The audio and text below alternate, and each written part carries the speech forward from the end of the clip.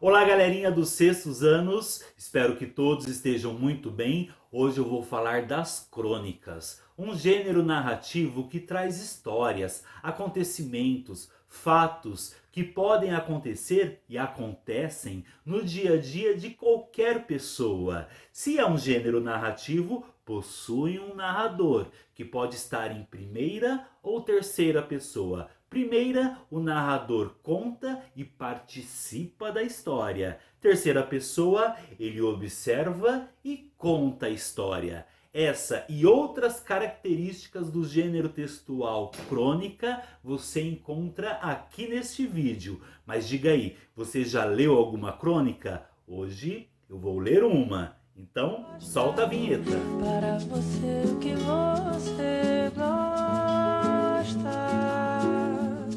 diariamente.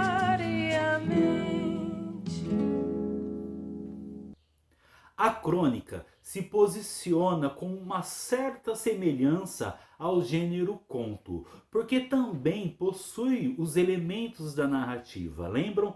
Tempo, espaço, personagens. Mas a crônica possui as suas diferenças, as suas características próprias. É uma narrativa mais curta, possui uma linguagem mais simples, é publicado a princípio em jornais, revistas. Não por acaso a crônica caminha junto, lado a lado com as notícias, já que a sua narrativa vai trazer fatos do cotidiano e da atualidade.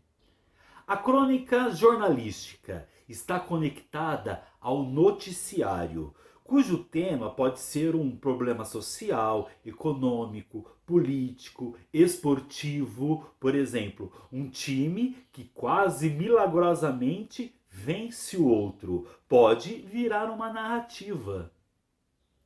A crônica histórica, que pode relatar a história de um povo, a história de uma comunidade, os costumes das pessoas que viveram naquela época.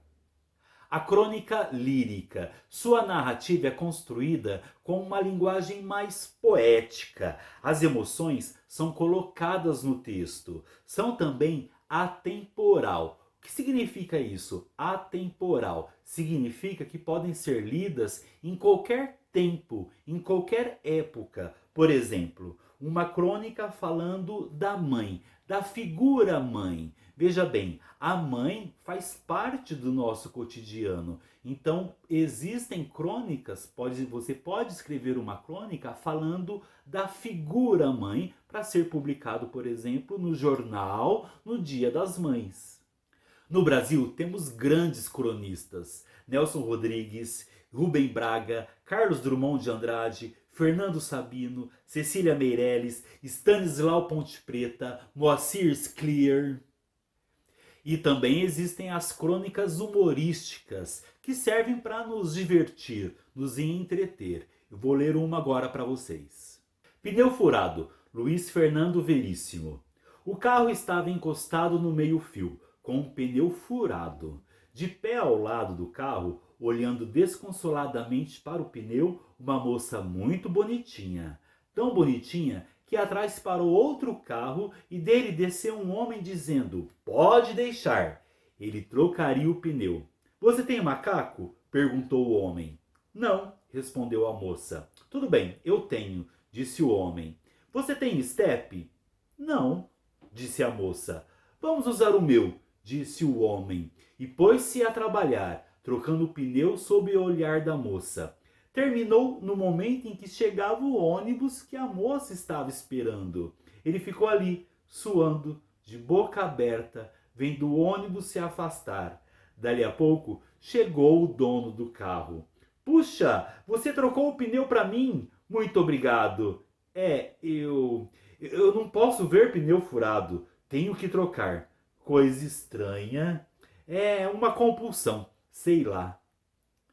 Então nós temos aqui no texto três personagens: uma moça, um homem e o verdadeiro dono do carro, né? E aquele homem querendo se exibir, querendo chamar a atenção, né? Querendo paquerar também, foi, trocou o pneu do carro achando que era da moça. E percebam a característica da crônica, um pneu furado, né? Isso pode acontecer com qualquer um. Você já teve o pneu da sua bicicleta furado?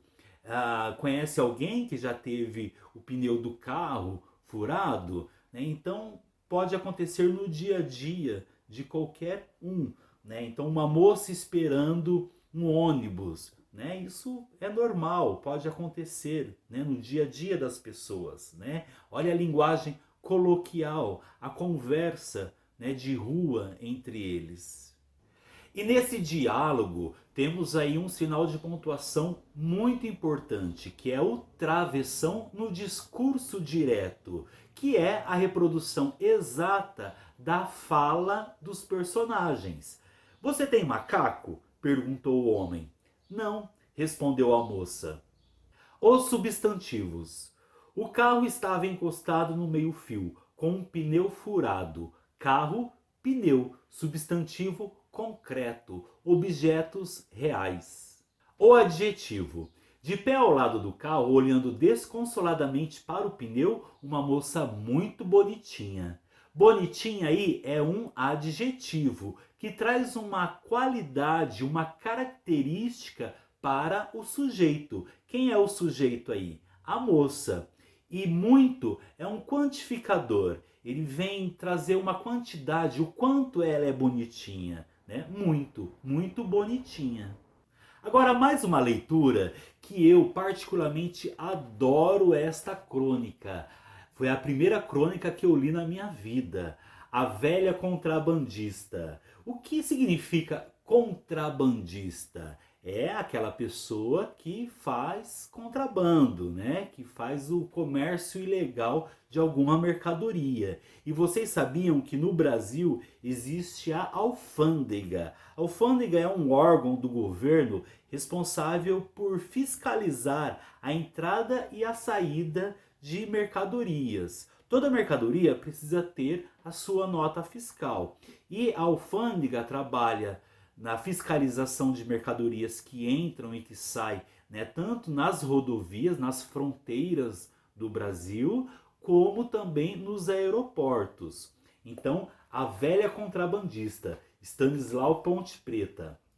Diz que era uma velhinha que sabia andar de lambreta.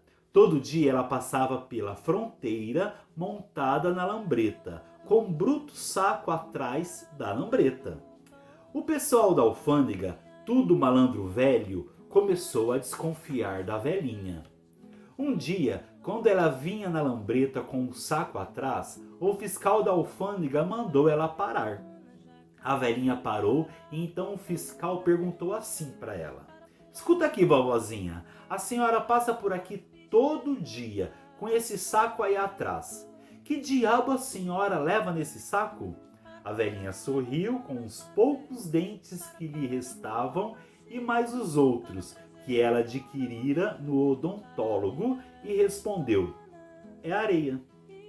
Aí quem sorriu foi o fiscal. Achou que não era areia nenhuma e mandou a velhinha saltar da lambreta para examinar o saco. A velhinha saltou, o fiscal esvaziou o saco e dentro só tinha areia. Muito encabulado, ordenou à velhinha que fosse em frente. Ela montou na lambreta e foi embora, com um saco de areia atrás. Mas o fiscal ficou desconfiado ainda. Talvez a velhinha passasse um dia com areia e no outro com a muamba, dentro daquele maldito saco. No dia seguinte, quando ela passou na lambreta com o saco atrás, o fiscal mandou parar outra vez. Perguntou o que é que ela levava no saco e ela respondeu que era areia, uai. O fiscal examinou e era mesmo. Durante um mês seguido, o fiscal interceptou a velhinha e todas as vezes o que ela levava no saco era areia. Diz que foi aí que o fiscal se chateou.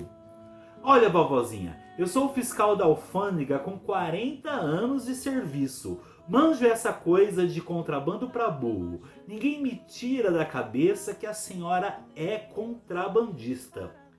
"Mas no saco só tem areia", insistiu a velhinha. e já ia tocar a lambreta quando o fiscal propôs: eu prometo à senhora que deixo a senhora passar. Não dou parte, não apreendo, não conto nada a ninguém, mas a senhora vai me dizer qual é o contrabando que a senhora está passando por aqui todos os dias. O senhor promete que não espalha? Quis saber a velhinha. Juro, respondeu o fiscal. É lambreta. Era a lambreta que ela estava contrabandeando ali. E olha só os elementos da narrativa. Quem são os personagens? A velhinha e o fiscal da alfândega. O espaço onde acontece a história, na fronteira do país, num posto da alfândega. E o tempo, né? Quando acontece a história. Olhem as marcas do tempo cronológico presente no texto, né? No dia seguinte, durante um mês seguido. E a característica principal da crônica é uma narrativa, um fato, um acontecimento que pode acontecer com qualquer pessoa, né? Principalmente, né, lá num posto da alfândega. Imagine a quantidade de história que um fiscal da alfândega tem para contar, não é mesmo? Bom, esses 2 livros é lá da sala de leitura da escola. Vão estar esperando vocês assim que retornarmos às aulas presenciais. Tá bom, galerinha? Então, até o próximo vídeo. Você gosta.